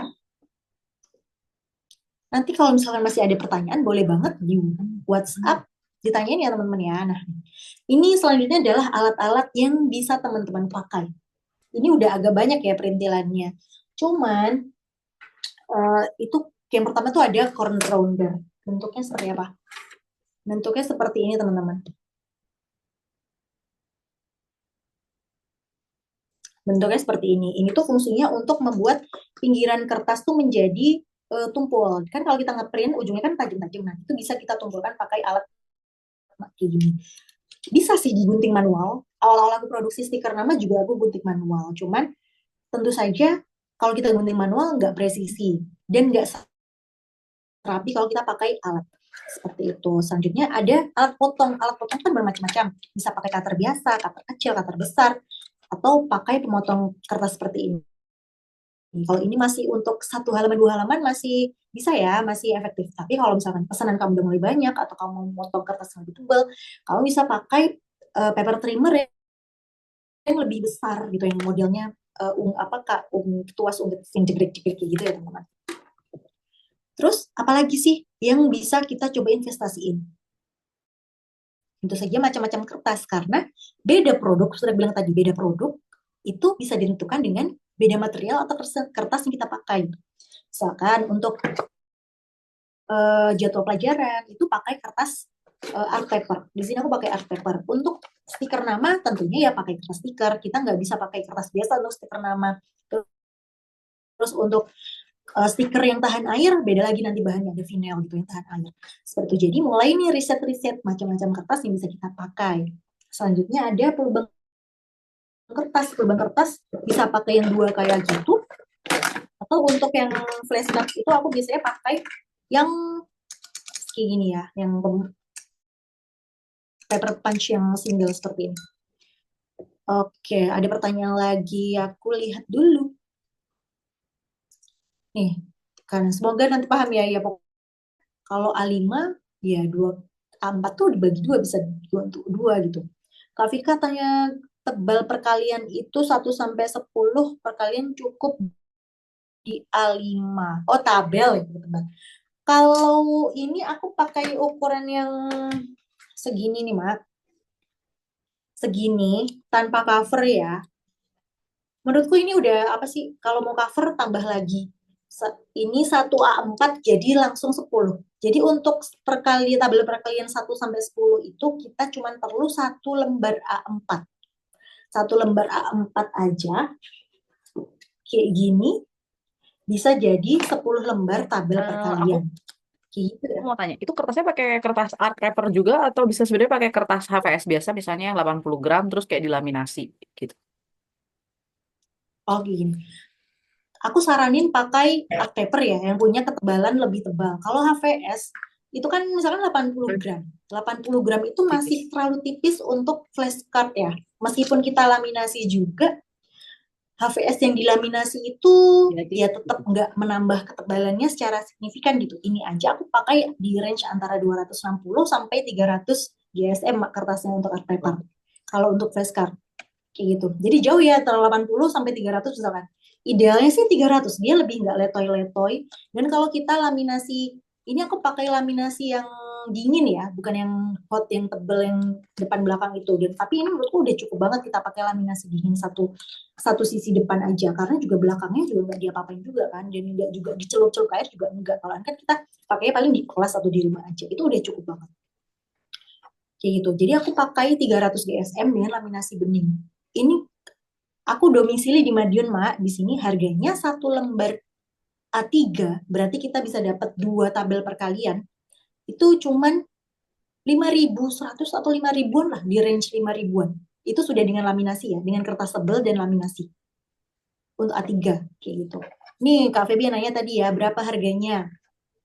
Kalau harga print sendiri, harga cetak sendiri ya, atau harga bahan, silahkan melakukan riset di wilayah masing-masing. Karena nggak bisa aku samakan, misalkan aku di Madiun, teman-teman misalkan ada yang di Banjarmasin misalkan, atau di Batam, pasti harganya juga berbeda. Nanti tinggal disesuaikan ke harga jualnya masing-masing ya. Kayak gitu. Kalau di sini memang murah, mungkin ada di luar Jawa, cenderung lebih mahal untuk biaya bahan produksi atau jasa printnya sendiri tuh bisa lebih mahal. Seperti itu sih. Gitu. aku mau Ada yang tanya mau lagi. ditanya lagi nggak? Boleh. Untuk yang laminasi dingin itu tuh kita bisa Mm-mm. lakukan manual tanpa mesin laminating ya. Atau laminating itu kan kayaknya aku pernah lihat laminating itu ada yang bisa panas dingin ya. Oh iya. Kalau yang nggak pakai dingin tuh aku juga pernah lihat kayaknya orang-orang maksudnya dirapihin kayak manual pakai penggaris ditarik rapih gitu loh. Iya betul, betul banget.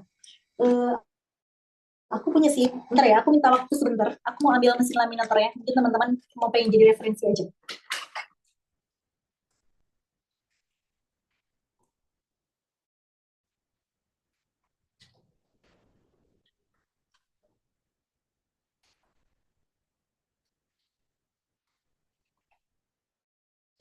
Kelihatan nggak ya di situ? Ini aku punya laminator mereknya Deli. Sebut merek aja ya. Nih, laminator Deli. Ini yang type-nya bisa untuk panas, bisa dingin. Tapi pada prakteknya aku jarang pakai karena kebutuhanku selama ini masih laminasi dingin. Laminasi dingin itu memungkinkan banget kalau kita pakai secara manual. Tapi itu tadi harus hati-hati ya karena laminasi bening itu cenderung lebih tipis gitu, yang tanpa motif. Kalau yang laminasi, sebentar, aku ada contoh tadi plastik laminasi itu modelnya kita bisa beli gulungan, bisa beli lembaran kayak gini, Mak. Kelihatan nggak ya? Pokoknya lembaran kayak A4 gitu lah ini. Nih, tipis, bisa kipas-kipas kayak gini. Ini yang laminasi bening. Sedangkan aku punya satu lagi, laminasinya tuh motif, itu lebih tebel gitu. Motifnya hologram. Untuk stiker nama bagus banget. Jadi langsung kelihatan glowing dan kelihatan mahal gitu. Itu yang motif itu jauh lebih tebal dan lebih mudah diaplikasikan tanpa laminator. Sedangkan kalau laminasi bening yang polos untuk bidang-bidang yang besar kayak A4, aku masih ya sesekali pakai laminator ya karena memang agak susah ngepasinnya itu. Tapi kalau misalkan dia udah dipotong, kita mau laminasi per part gitu yang kecil-kecil, pakai manual masih aman banget. Tapi itu tergantung pada teknik dan skill kita sih. Kita udah biasa atau enggak di awal-awal pasti banyak korban kertas kayak gitulah. Karena kita juga menyesuaikan ya, kadang kita juga belum biasa gitu. Kalau udah nyoba berkali-kali, insya Allah akan lebih lancar. Kayak gitu mah. Tapi buat teman-teman yang mau nyoba, atau mungkin beda merek, beda juga ketebalan plastik laminasi. Itu aku belum riset sampai ke beda merek. Karena aku beli berkali-kali pakai satu merek ini, karena harganya juga cukup terjangkau. Aku beli di Sun, itu jadi aku masih pakai itu dan karena juga ada laminator jadi aku manfaatkan. Tetapi secara prinsipnya nggak wajib punya laminator. Dan ternyata kalau misalkan kita laminasi di percetakan dengan harga segitu dan kita nggak ngeluarin effort apa-apa, ya lebih menguntungkan kalau kita memanfaatkan jasa percetakan lah seperti itu. Kecuali kan kita butuh cepat, oke kita kerjakan sendiri seperti itu. Tinggal bagaimana kita menilai situasinya aja seperti itu. Ada pertanyaan lagi nggak kira-kira? Mau tanya lagi. Boleh, boleh banget. Aku suka ada yang nanya. Kan tadi aku lihat yang masalah ukuran stiker. Nah, Betul. itu kan stiker besar, sedang sama kecil itu kan ukurannya berbeda. Aku tuh belum pernah coba sih kalau Hmm, cetak stiker. Nah, itu iya. apakah kalau kita beli itu tuh dia bentuk stiker, kasih kertas stikernya itu tuh kayak lembaran misalnya A4, atau dia kayak modelan yang stiker Tom and Jerry gitu? Oh, kalau kertas stiker, kalau misalkan kita mau ngeprint sendiri, lebih fleksibel pakai yang lembaran A4 aja, Mas. Jadi kita bisa atur Sesuaikan ukurannya ukurannya ya. sendiri. Misalkan satu lembar mau beberapa ukuran juga bisa. Kayak gitu ya. Cuman ya nanti kita potong-potongnya manual Iya, kan iya. kalau kayak gitu. Dan di percetakan sih biasanya kita ada percetakan yang mau ya, yang langsung dipotongin gitu namanya kiss cutting gitu langsung. Jadi tinggal diklopek kayak Tom and Jerry gitu. Tapi biasanya ada minimal ordernya dan ukurannya itu rata-rata harus seragam. Nggak bisa misalkan dalam satu halaman tuh ukurannya macam-macam gitu kan. Itu kan berkaitan dengan settingan dia ketika di cutternya tadi ya pemotongnya. Seperti itu. Oke, oke. Makasih. Sama-sama. Ada lagi nggak yang mau nanya? Ini kita kurang satu slide lagi kok. Oh silahkan Kak Sonia, mau nanya apa? Nih ada Mbak Umi nanya dulu nih. Ngeprint sendiri atau ke percetakan? Kalau banyak order banyak, aku ke percetakan, Mak. Karena lebih hemat waktu dan hemat hemat biaya juga sih. Jadi terima jadi aja. Kalau banyak juga teman-teman aku yang misalkan kebanjiran orderan gitu pas pas masuk sekolah itu dia punya alat sendiri, bisa kok ngeprint sendiri, tetapi dengan load kita harus ngedesain, harus apa gitu. Lebih praktis kalau kita serahkan ke pihak ketiga gitu. Tinggal kita terima, jadi tinggal potong-potong lah minimal gitu. Nggak ngabisin waktu setting-setting, ngabisin waktu untuk eh, trial-trial, karena juga kalau kita baru pertama kali nyoba, kita harus menginvestasikan waktu atau bahan ya untuk mencari format pembayaran yang paling pas gitu. Belum terus kita harus menyesuaikan lagi ritme kita. Tetapi masih memungkinkan banget kalau emak-emak nggak sempet atau lebih praktis, menurut kalian lebih praktis cetak sendiri di rumah, ya silahkan. Silahkan, itu nggak wajib mau di mana. Senyamannya teman-teman aja, mau cetak di rumah atau menggunakan jasa percetakan. Kalau dari segi modal, aku rasa 11-12 tidak jauh berbeda aja. Cuma kalau misalkan kita keserahkan ke percetakan, kita mungkin akan ada waktu untuk wirawiri, tetapi kita nggak menghabiskan waktu untuk setting utak-utik. Seperti itu aja sih bedanya. Nih, Kak Sonia, kita mau bikin stiker nama ukuran kecil, terus dicetak di kertas A3, kita buat dulu. Oh iya, mau bikin kecil-kecil dulu baru di layout di A3 atau langsung di A3 besar gitu ya, misal itu ya pertanyaannya, langsung bikin kecil-kecil. Senyamannya aja. Gimana nyamannya? Kalau misalkan emak nggak kebingungan, kalau misalkan dalam satu desain ukuran besar gitu misalkan, jangan kan A3 lah. Kalau A3 kita nanti scroll-scroll kanvasnya tuh kayak terlalu besar ya, di A4 aja. Kita mau layout bikin stiker stiker pensil aja tuh, stiker nama ukuran 6 kali 8 gitu misalkan. Itu sekitar 30 desain loh, Mbak. 30 plot persegi gitu. Kalau misalkan nanti nggak bingung ketika mau nyusun layer-layernya sih nggak apa-apa, silahkan langsung dibikin di langsung A4. Nanti juga teman-teman akan aku kasih template stiker nama yang dalam satu kanvas itu ada stikernya langsung di situ. Jadi bisa langsung didesain di kanvas ukuran 4. Namun nanti kita akan coba ya, di challenge pertama kita kebetulan adalah membuat stiker nama, karena aku pengen ngajak teman-teman untuk nyobain aja, nggak langsung dalam satu A4, melainkan kita nanti coba satu-satu per ukuran, baru dari hasilnya di layout ke A4 dengan cara di copy paste nyusunnya, seperti itu aja. Tetapi itu kembali ke Mak Sonia sih, lebih nyaman kemana. Dua-duanya bisa, dua-duanya bisa. Apakah mau langsung di kanvas besar atau satu persatu, itu bisa. Kalau misalkan di, mungkin nanti akan ada pertanyaan ya, kalau misalkan di satu persatu, ngubah kalau warna namanya beda, jadi harus ngubah satu-satu. Ya, kelemahannya itu. Tetapi nanti Mak juga bisa melayout hasil jadi desainnya di yang kecil-kecil, 6 kali 10 misalkan. Itu nanti setelah di layout di kertas A4, nggak usah dikasih tulisan nama dulu, dikosongin namanya. Nanti Mama tinggal tambahkan teksnya di situ, di kanvas persiapan untuk ngeprint. Jadi sewaktu-waktu mau ngeprint yang custom nama, tinggal diganti namanya aja. Nggak perlu kita ngotak-ngatik desainnya lagi. Seperti itu. Kira-kira bisa dipahami nggak? Mbak Vika mau nanya lagi boleh?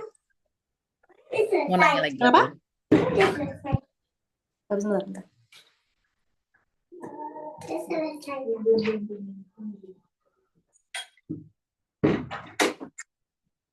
Sorry, Mak. Aku tadi lagi konsen. Boleh diulang lagi pertanyaannya? Yang tadi stiker yang misalnya, kalau aku kan coba-coba bikin itu bukan bikin stiker sih, tapi maksudnya aku kayak bikin ya misalnya buat kolom di worksheet untuk kolom nama gitu lah ya, kan mirip ya kurang lebih ya. Hmm.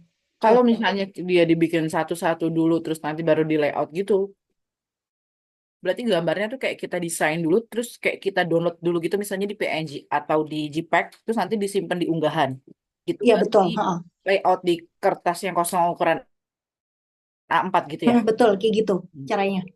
Kalau misalkan nggak terlalu banyak ya kan, misalkan kalau aku tuh nyiapin file itu kan per A4 ya, nanti tinggal A4 nanti disusun untuk printer yang A3.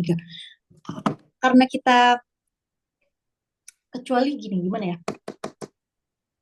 kalau di challenge di sini ya, aku pakai study case-nya di challenge. Aku minta teman-teman nanti akan bikin cuma satu desain aja. Karena keterbatasan waktu. Kalau misalkan teman-teman nanti punya waktu lebih, mau nyoba banyak sekaligus, silahkan langsung bikin di A4 dalam beberapa desain sekaligus itu boleh. Nanti itu tinggal kita copy paste aja. Sebetulnya nanti ngaruhnya itu karena ketika kita mau layout, kalau kita bikin desainnya satu-satu per 6 kali 10 satuan, nah nanti kita harus ekspor masing-masing desain dalam PNG atau JPEG tadi untuk di layout lagi ke A4. Repotnya di situ ya, Mak ya. Jadi file persiapan print kita sudah fix, nggak bisa diganti gambarnya atau teksnya kalau udah dimasukin teks kalian. Kalau misalkan teksnya dikosongin, masih kita bisa ganti teksnya. Sedangkan kelebihannya kalau teman-teman layout langsung dalam, misalkan sewaktu-waktu kalian mau ganti elemennya atau ganti warnanya, ada request warna kayak gitu, langsung dalam satu kanvas itu bisa diganti sekalian gitu, sekaligus. Nggak harus kita ekspor satu-satu lagi. Seperti itu kira-kira. Bisa dipahami nggak ya? Aku takut aku belibet jelasinnya. Iya, kalau aku paham. Oke. Thank you, Karyana. Yang lain? Ini kita slide terakhir nih, masih ada satu. Kasihan dia nggak dibaca nanti unik. Ada satu slide terakhir. Nah, ini rekomendasi jenis kertas ya.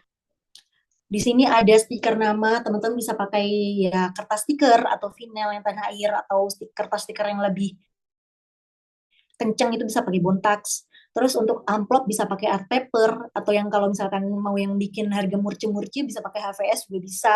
Terus untuk hang tag misalkan nanti sebentar lagi eventnya Ramadan mau bikin kartu untuk hampers bisa pakai art paper. Terus untuk worksheet yang kita untuk warna-warnain untuk dicoret-coret cukup pakai A4. Dan untuk jadwal pelajaran sama label silahkan pakai art paper, tinggal disesuaikan gramasinya. Untuk jadwal pelajaran pakai yang lebih tebal, minimal 230, 210, 210, 30, 260 sampai 300. Sedangkan kalau label untuk kayak kita mau jualan, kita mau kasih label merek kita cukup di 120, insya Allah udah cukup. Nih, Kak Sonian, balik lagi. Pernah bikin coba desain, ukurannya bebas, baru kita taruh di kertas A4 dengan project masukin ini. Oh iya, betul. Betul-betul. Bisa kayak gitu juga. Tapi biasanya nanti ketika kita memasukkan project, terus itu dimasukkan ke untuk layouting keempat, itu hati-hati di ukuran realnya. Terkadang ketika kita pindahin satu project ke dalam kanvas yang berbeda ukurannya, dia itu nanti ukurannya juga berbeda. Jadi nanti pastikan sebelum dicetak atau di layout satu persatu, pastiin dulu ukurannya udah pas atau belum. Terlebih untuk produk cetak ya. Kadang kalau produk cetak itu kita udah dari ukuran desain itu kita harus nyesuai ini sama, misalkan udah janji ke customer, kira-kira nanti aku dapat stikernya berapa? Oh, 10 pieces gitu misalkan dengan ukuran ini. Tapi karena kita lupa ketika layout nggak ngecek dari ukurannya, jadi nggak dapat tuh 10 atau bagaimana terlalu kecil atau terlalu besar. Nanti bisa dicek di position ya, pakai tools position. So, kok nanti akan ada tutorial juga, jangan khawatir. Kayak gitu. Ada lagi nggak Yoni? Atau udah habis kayaknya?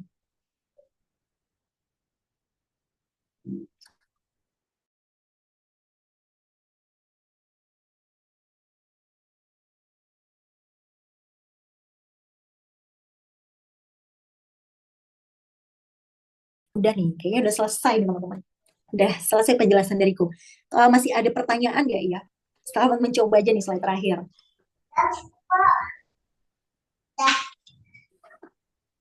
Aku belum cek ke WhatsApp grup kalau misalkan ada yang nanya. Oh, waktunya habis kata Uneka.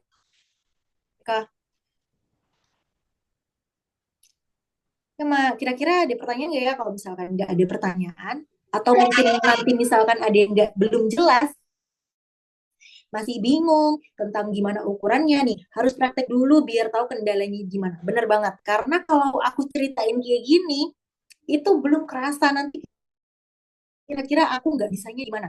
Kira-kira nanti aku bingungnya di sebelah mana, apakah pas ngukur, bikin ukuran kanvas, atau pas menyimpan, itu belum kerasa. Jadi silakan dicoba, nanti kita ada 5 challenge. Yang pertama, ada stiker nama, yang kedua kita ada wall art, yang ketiga kita mau bikin apa ya, lupa, worksheet, yang keempat kita mau apa lagi ya, so aku lupa.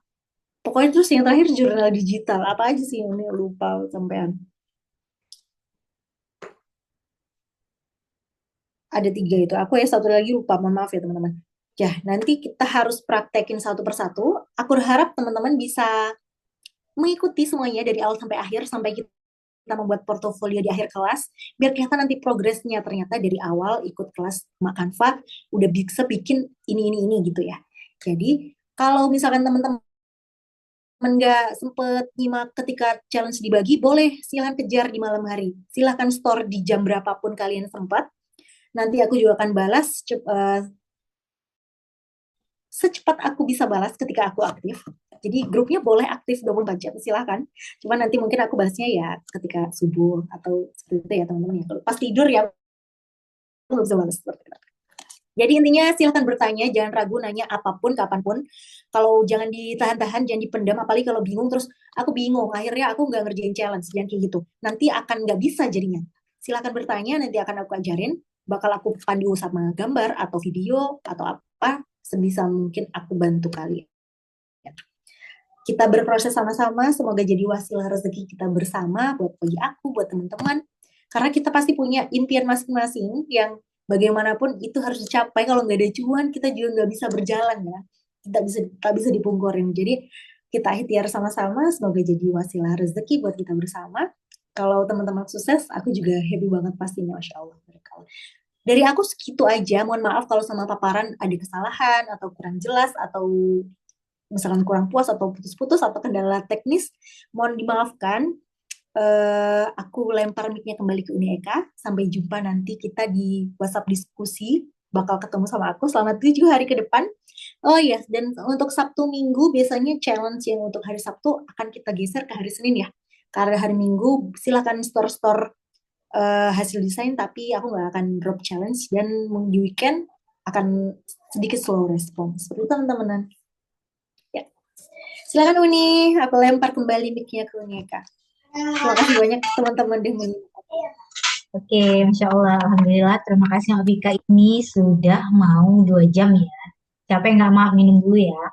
Jadi ini Mbak Vika nonstop 2 Masya jam. Allah, ya, ternyata. Jadi teman-teman, Lucu terus. Alhamdulillah. Alhamdulillah materi Zoom-nya udah selesai. Semoga pusing ya. Pusing itu tandanya kita belajar. Jadi kalau nggak pusing namanya nggak belajar gitu ya. Semoga teman-teman pusing dan kalau pusing silakan tanya di grup gitu. Nah, terus eh, eh, apa kita ikut kelas itu nggak akan dapat hasilnya jika kita nggak ikutin prakteknya. Karena itu kita ada challenge. Nah, dari awal itu aku sudah kirim rundown kelas kita selama 1 pekan ke depan kita tuh mau ngapain aja, akan ada challenge apa aja di grup. Itu teman-teman bisa lihat. Nanti aku kirim ulang karena ternyata tadi ada yang baru masuk ya, detik-detik terakhir ada yang baru gabung ke kelas. Nanti aku akan kirim lagi. Itu teman-teman bisa lihat tuh, oh besok kita ada challenge-nya apa aja sampai 7 hari ke depan. Nah challenge ini jika tidak dikerjakan, maka tidak akan ada progres dari teman-teman ngikutin kelas ini gitu. Nah kalau mau ada progres silahkan dikerjakan. Karena kalau udah dikerjakan itu akan direvisi sama Mbak Vika. Revisi berarti ada perbaikan dan ada perubahan. Jadi kalau nggak ngerjain nggak ada revisi. Jadi Mbak Vikanya santai, akunya santai gitu. Jadi jangan bikin kami santai selama jangan sama bikin kami santai seminggu ke depan. Jadi kalau nanti kita sudah langsung kasih challenge, itu langsung dikerjain, langsung dicoba. Nah biasanya minggu itu buat ngerapel yang telat-telat ya Ma. Jadi yang nggak keburu kemarin ada jeda silakan dikerjain itu di Sabtu Minggu biasanya. Nanti Seninnya kita akan review gitu. Nah review itulah yang bikin perubahan dan progres di desain teman-teman. Jadi kalau nggak ngerjain challenge maka nggak akan ada hasilnya. Jadi walaupun tertatih-tatih, mari tetap kerjain challenge-nya gitu ya. Nah ini kalau mau Semangat, foto, ayo semangat. Kalau pokoknya ini memang kelasnya khusus emak-emak dan kita tuh emak-emak juga, jadi kita tuh paham gimana manajemen waktunya buat ngerjain challenge gitu ya. Gimana sulitnya meluangkan waktu buat ngerjain challenge. Makanya kita buka kelasnya juga khusus buat emak-emak karena kita tuh paham gitu. Jadi makanya waktu penyetorannya sama waktu evaluasinya juga ngikutin waktu kita online gitu. Jadi kalau setornya pagi atau setornya tengah malam jam burung hantu itu oke aja, nggak masalah setor di grup. Nanti revisinya besok saat kita online juga nggak masalah gitu. Jadi kelas emak-emak dari emak untuk Yang penting emak. setor dulu aja, nanti lupa ya kan. Iya, Jangan nanti lupa gitu. iya, iya bener Mak. Namanya juga kita mak-mak belajar pasti ada rengekan bocil ya. Itu paham banget deh. Pokoknya ngerjain challenge sambil diinterupsi sama bocah-bocah itu kita paham banget. Kita ini sudah batch yang ke-15, jadi kita sudah hampir ribuan mak-mak yang ikut kelas kita gitu ya. Dan kita tuh paham banget gimana mak-mak ini berproses untuk berusaha gitu. Banyak dari alumni kelas kita yang sekarang udah buka bisnis, udah jualan tabel perkalian, udah jualan. Sekarang udah mau tahun baru, udah jualan kalender gitu. Jadi kalau nggak nyoba itu nggak akan ada hasilnya ya nggak Mak. Jadi banyak produk yang bakal bisa kita jual kalau kita nyobain semua challenge di grup. Jadi ayo jangan cari alasan nggak ngerjain challenge, ambil kesempatan gitu. Mau nanya nih. Oh, pokoknya nanti semuanya ada di grup. Oh iya, Ya, nanti yang ada. modul dekornya seperti apa aku akan Nanti ada ambil panduannya. di Semua challenge itu akan ada panduan dan videonya. Jadi walaupun kita zoomnya cuma satu kali ini, semua challenge itu nanti akan ada materi sama videonya juga gitu. Jadi tenang aja. Dan kita ada grup diskusi, bisa nanya model voice note kalau malas ngetik juga boleh diladenin semua gitu ya, Mak. Sekarang mau foto dulu nggak ya? Ini udah foto yuk tergeletak, sama-sama. semua sudah tergeletak di atas kasur sambil mengaktifkan sambil lele atau kalau masih bisa ngidupin kameranya, yuk kita foto dulu. Tapi kalau nggak juga nggak apa-apa. Aku akhiri dari recordingnya. Mohon maaf kalau ada kekurangan selama Zoom. Oh, tuh langsung hidup semuanya. Oke, masih ada yang bangun Masya ya. Allah, kelihatan Ini cantik-cantik. gawat gawat Timur nih sebenarnya udah ngantuk banget ini ya. Ya enggak sih? Oke, ayo kita screenshot dulu. Foto dulu ya. Ada lagi yang mau buka kamera nggak? Satu, dua, tiga. Udah ya, udah rebahan nggak apa-apa lagi. Oke. Satu, dua, tiga. Oke. Oke, terima kasih buat yang sudah bergabung malam ini. Yang nyimak Terima rekaman juga terima kasih. Insya Allah nanti rekamannya kita bakal kirimkan di link materi paling lama besok. Gitu. Oke, pamit semuanya. Assalamualaikum warahmatullahi wabarakatuh. Mari belajar bersama. Dadah. Waalaikumsalam warahmatullahi wabarakatuh. Bye. Terima kasih. Assalamualaikum. Sama-sama.